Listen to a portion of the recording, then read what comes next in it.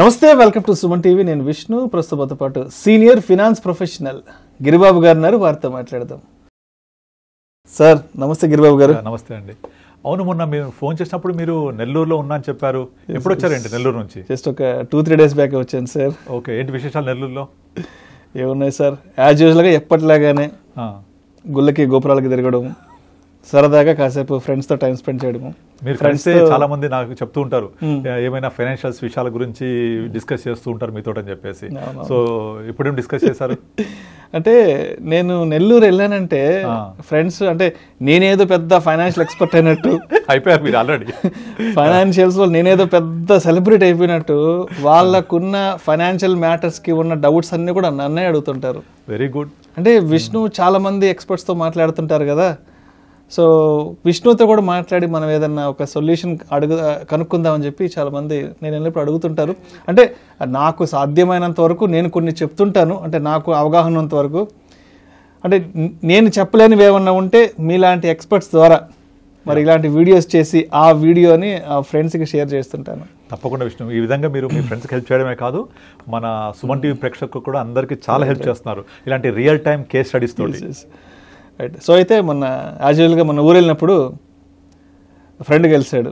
So friend ఏం చెప్పాడంటే, విష్ణు రీసెంట్గా ఒక ల్యాండ్ ప్రాపర్టీ ఒకటి సేల్ చేసేసాము, ఒక 50 లక్షల రూపాయలు చేతిలో డబ్బులు ఉన్నాయి విష్ణు. 50 lakhs చేతిలో డబ్బులు ఉన్నాయి.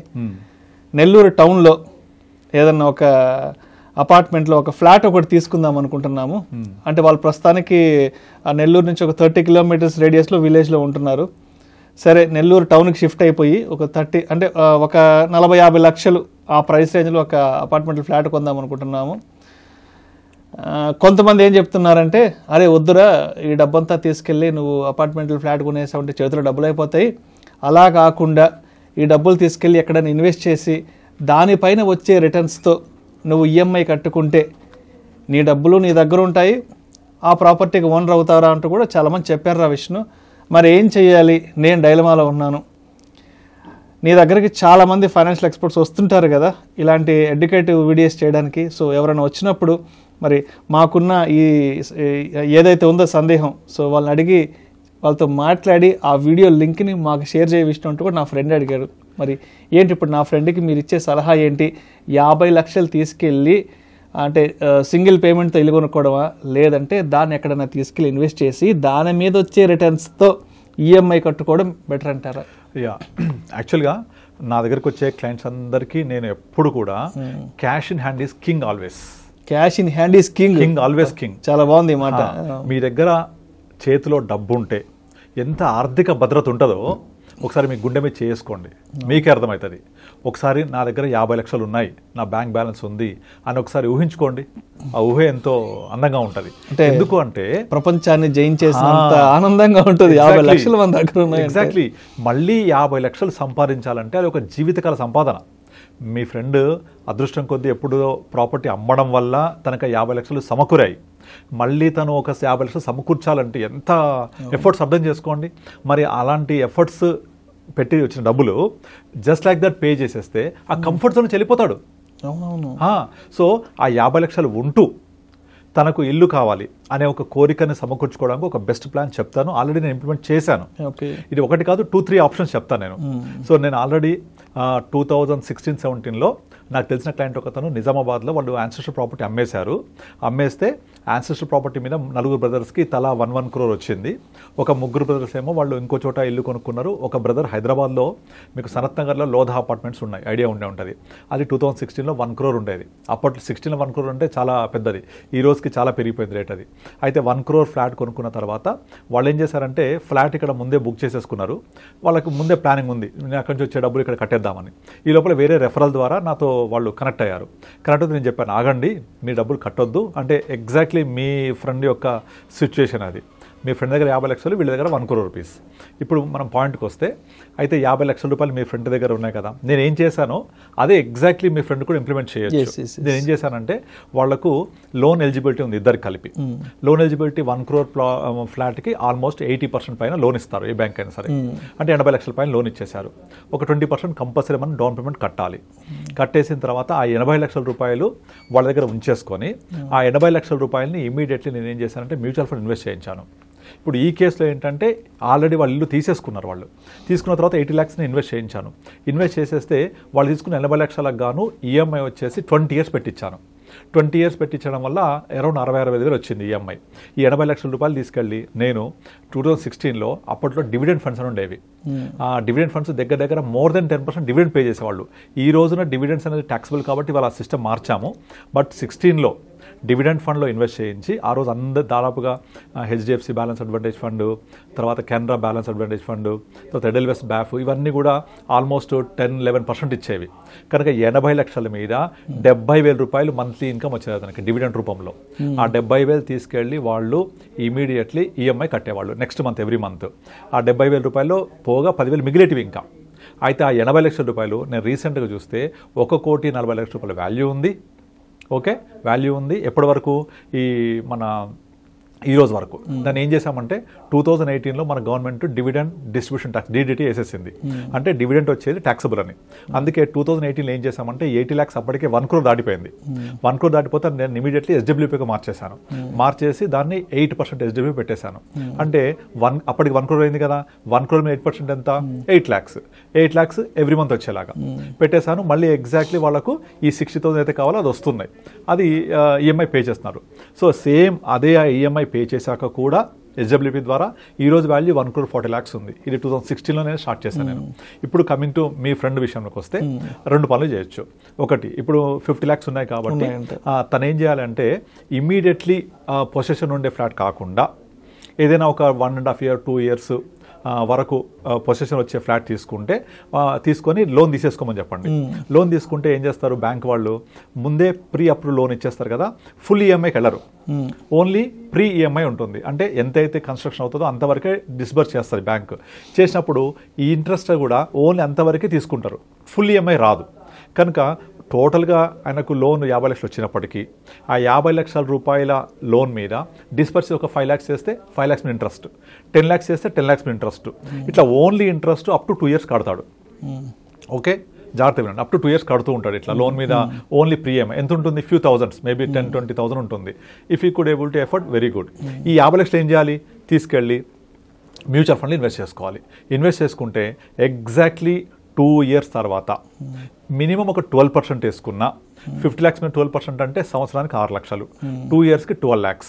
అంటే మీ కార్పస్ 62 lakhs అవుతుంది. 50 lakhs కార్పస్ ప్లస్ 12 lakhs ఏమో వచ్చిన గ్రోత్ 62 అయింది కదా. 62 lakhsలో నుంచి మీ ఫ్రెండ్ 50 లక్షల లోన్ మీద 20 years కనుక ఈఎంఐ పెట్టుకుంటే, 20 years టెన్యూర్ పెట్టుకుంటే ఈఎంఐ అరౌండ్ 42,000-43,000 వస్తుంది రఫ్లీ. ఇక్కడ మన 62 లక్షలనే కదా. 62 లక్షల్లోంచి మళ్ళీ 8% ఎవ్రీ మంత్ 8% తీసుకుంటే 60 lakhs మీద 8% 4.8 lakh divided by 12%, 12 months. 12 months తీసుకుంటే ఎగ్జాక్ట్లీ తనకు ఎంతైతే ఈఎంఐ కావాలో 43,000, ఇక్కడ నుంచి 43,000 ఎవ్రీ మంత్ విత్డ్రా చేసుకుంటూ పోతే 8% ఎస్డబ్ల్యూపీలో ఈఎంఐ కట్టుకుంటూ వెళ్తే 20 years తర్వాత ఈ ఫ్లాట్ వాల్యూ ఎంత ఉంటుందో దేవుడు ఎరుగు. కానీ ఈ 50 లక్షలు మాత్రం హీనపక్షంలో ఒక 3-4 కోట్లు ఉంటుంది. ఏది? తనకి ఎవ్రీ మంత్ 8% పే చేసిన తర్వాత కూడా మినిమం ఒక 2-3 కోట్ల ఖచ్చితంగా ఉంటుంది. ఎందుకంటే మనం 8% తీసేసుకుంటే ఇంకొక 4-5% పెరుగుతుంది. 20 yearsలో 4-5% పెరిగితే హీనపక్షంలో ఒక 2 కోట్లనే అవుతుంది. అయితే ఇట్లా తన దగ్గర ఉన్న డబ్బుల్ని లోన్కి మొత్తం పే చేసి చేతులు ఖాళీ చేసుకోకుండా క్యాష్ దగ్గర పెట్టుకొని ఈ 2 years అనే పీరియడ్ ఏదైతుందో ప్రీ లాంచ్ ఆఫర్లోకి వెళ్ళి, అంటే అండర్ కన్స్ట్రక్షన్లోకి వెళ్ళి 2 years టైం తీసుకొని ఇలా ఇన్వెస్ట్ చేసుకొని ఈ 2 years తర్వాత గ్రో అయిన తర్వాత తీసుకోవడం. ఈ 2 years పాటు ఈఎంఐ కట్టాలి కదా, అది ఫుల్ ఈఎంఐ ఉండదు కాబట్టి he could able to effort. అది ఒక 2 years ఒక్కటే కొంచెం అది ప్రీ ఈఎంఐ కట్టేటప్పుడు ఓన్లీ ఇంట్రెస్ట్ ఉంటుంది కాబట్టి ఫ్యూ థౌజండ్సే ఉంటుంది. ఎఫర్ట్ చేయగలగాలి అతను అదొక్కటి. ఆ 2 years కష్టపడితే రిమైనింగ్ ఈఎంఐ జీవితాంతం ఇదే కట్టేస్తుంది. ఓకే, ఇదొక ఆప్షన్. లేదా సపోజ్ నాకు ఆల్రెడీ రెడీగా ఉంది ఇప్పుడు ఫ్లాట్, నేను తీసుకొని వెళ్ళిపోవాలి, 50 లక్షలు వాళ్ళకు కట్టేయాలంటే మీరు ఫుల్ లోన్కి వెళ్ళిపోతారు. అప్పుడు ఫుల్ లోన్కి వెళ్తే మళ్ళీ 20 years పెట్టుకోండి. అప్పుడు ఎంత ఉంటుంది ఈఎంఐ? సేమ్ 43,000 ఉంటుంది ఫుల్ ఈఎంఐ. అప్పుడు ఏం చేయాలి?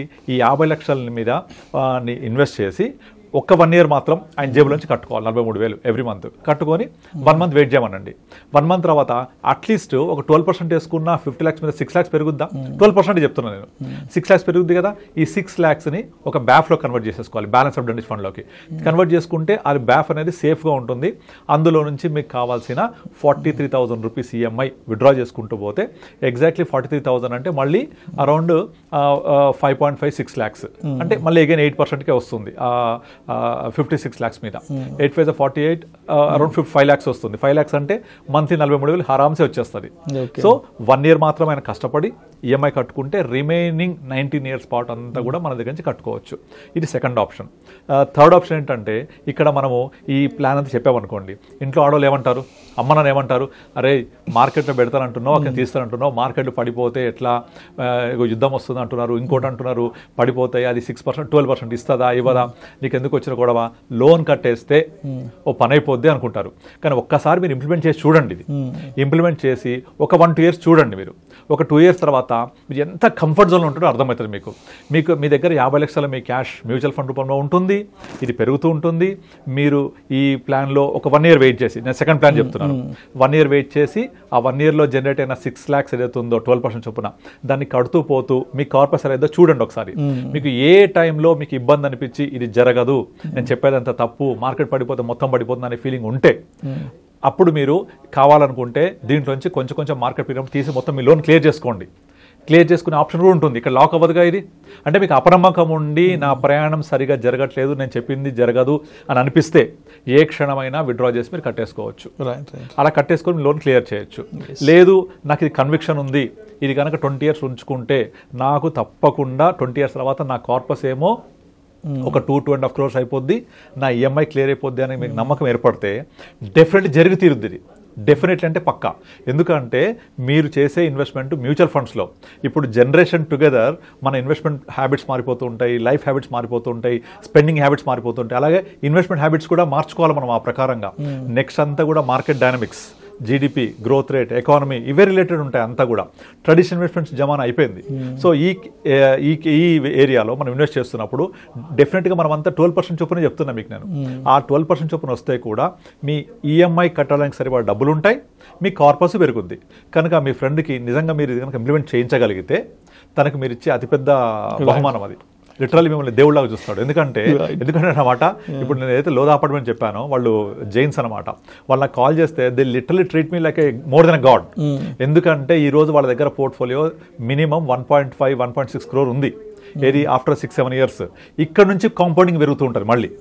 ఓకే, అయితే వాళ్ళకి 2 అబ్బాయిలు, 2 అబ్బాయిలకు కావాల్సిన హైయర్ ఎడ్యుకేషన్ డబ్బులు ఇవన్నీ వాళ్ళ దగ్గర ముందే ఉన్నాయి.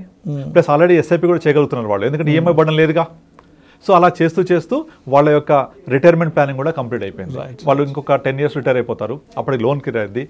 ఇప్పుడున్న 1.6 crore అప్పుడు హీన పక్షంలో ఒక 3 crores అయినా కూడా ఆ 3 crores నుంచి వాళ్ళకి ఎవ్రీ మంత్ వాళ్ళకు మంత్లీ ఈఎంఐ లాగా తీసుకోవచ్చు, ఎస్డబ్ల్యూగా తీసుకోవచ్చు. వాళ్ళు చేసే ఎస్ఐపి వాళ్ళ పిల్లలకు పనిచేస్తుంది. అంటే ఒక సరి అయిన ప్లాన్ వాళ్ళ యొక్క లైఫ్కి మొత్తం పర్ఫెక్ట్గా సెట్ అయిపోయింది. అటు రిటైర్మెంట్ ప్లానింగ్ అయిపోయింది, ఈఎంఐ కూడా పే చేయగలుగుతున్నారు, ప్లస్ ఉన్న డబ్బుల్లోంచి కొంచెం ఎస్ఐపి చేసి పిల్లల ఎడ్యుకేషన్ ప్లాన్ కూడా చేయగలుగుతున్నారు. ఇలా కాకుండా ఇప్పుడు మీ ఫ్రెండ్ కనుక 50 లక్షలు మొత్తం కట్టేసిన, వీళ్ళు ఒక 1 crore మొత్తం కట్టేసిన, ఎలా ఉంటుంది అర్థం చేసుకోండి. మళ్ళీ డబ్బులు జమ చేయగలుగుతారా? అసలు 1 కోటి రూపాయలు మనం మళ్ళీ జమ చేయగలమా? చేతిలో ఉన్న క్యాష్ రిజర్వ్ అంతా ఖాళీ అయిపోతుంది, వేరే అవసరాలకు ఇంకా డబ్బు ఉండదు. మీ ఫ్రెండ్ 50 లక్షలు మళ్ళీ జమ చేయగలుగుతాడా? జీవితాంతం చేసినా కష్టమైపోతుంది. అందుకే క్యాష్ ఇస్ కింగ్ అన్నా నేను. ఆ కింగ్ లాంటి క్యాష్ ని మన అకౌంట్ లో ఉంచుకుంటే హ్యాపీగా నిద్రపోవచ్చు. ఎందుకంటే అల్టిమేట్ గా మీరు ఏ పని చేసినా హ్యాపీ నిద్రపోగలగాలి. నిద్రపోవాలంటే ఏంటి? ఆర్థిక సమస్యలు ఉండకూడదు, ఆర్థిక భద్రత ఉండాలి. ఆర్థిక భద్రత కోసం, ఆర్థిక సమస్యలు లేకుండా ఉండడం కోసం మీ దగ్గర క్యాష్ పుష్కలంగా ఉంటే హ్యాపీగా మీరు ప్రపంచాన్ని జయించినంత ఆనందంగా నిద్రపోవచ్చు. సో దానికోసం ఈ ఇన్వెస్ట్మెంట్ ఇన్ మ్యూచువల్ ఫండ్. అయితే ఇక్కడ ఒక పాయింట్ చెప్తాను. ఈ మొత్తం పథకంలో క్రక్స్ ఏంటంటే సరి అయిన మ్యూచువల్ ఫండ్లో పెట్టడం. ఆ సరైన మ్యూచువల్ ఫండ్ పెట్టకపోతే, ఇప్పుడు నేను చెప్పాను ఇంతకుముందు, వాళ్ళ వైఫ్ కనుక చెప్తే వైఫ్ ఒప్పుకోదు అని, ఎప్పుడు జరుగుద్ది? తను కనుక గ్రీడ్ తోటి ఓన్లీ స్మాల్ క్యాప్ లో పెట్టుకుంటేనో, లేకపోతే ఎవరో చెప్పారని ఏదో ఫండ్ లో పెట్టుకుంటే డెఫినెట్లీ ఇబ్బంది పడాల్సి వస్తుంది. అలా కాకుండా ప్రాపర్ అసెట్ అలొకేషన్ తోటి, ప్రాపర్ ఫైనాన్షియల్ ప్లానింగ్ చేసుకుంటూ, ప్రాపర్ ఫండ్స్ ఇన్వెస్ట్ చేసుకుంటే డెఫినెట్ జరుగుద్ది. నేను చేశాను ఆల్రెడీ. ఒక ప్రాపర్ అడ్వైజర్ తప్పనిసరిగా ఉండాలి. ఎగ్జాక్ట్లీ. అంటే ఒక పథకం తెలుసుకోవడమే కాదు, ప్రాపర్ ఇంప్లిమెంటేషన్ ఇంపార్టెంట్. ఇంప్లిమెంటేషన్ ఇప్పుడు మనకు మనకు గూగుల్లో సమాచారం దొరుకుద్ది. ఆ సమాచారాన్ని మనం అడ్వైజ్ అనుకోవద్దు. ఆ సమాచారాన్ని తీసుకొని ప్రాపర్గా ఇంప్లిమెంట్ చేయగలిగితే అప్పుడు మీ ప్రాసెస్ అంతా కూడా నేను చెప్పినట్టుగా ఆ ఆర్థిక భద్రత, ఆర్థిక స్వేచ్ఛ, cash in king, cash in hand ఇవన్నీ జరుగుతాయి. ఎక్కడ మిస్టేక్ చేసినా సరే, నేను ఈ పలానా ఫండ్లు తప్పు చేశానని చేస్తే డెఫినెట్లీ బూమరంగ్ అయిపోతుంది అది. సో మీ ఫ్రెండ్కి గట్టిగా చెప్పండి, ప్రాపర్గా ప్లాన్ చేసుకుంటే ఇంతకు మించిన మంచి పథకమే లేదు. Okay, but very good questions వచ్చారు. థ్యాంక్ యూ అండి. డెఫినెట్గా ఇప్పుడు మీరు ఏదైతే చెప్పారో ఈ సజెషన్స్ అంతా కూడా ఈ వీడియో రెడీ అయినాక మా ఫ్రెండ్కి తప్పకుండా ఈ వీడియో లింక్ షేర్ చేస్తాను. ఈ వీడియోని కంప్లీట్గా వినమంటాను. సో దాని తర్వాత అతని ఆలోచన ఏంటనేది తను ఇంప్లిమెంట్ చేసుకుంటాడు. ఎస్ అండి. Right thank you sir. Thank you so much Giribabu గారు.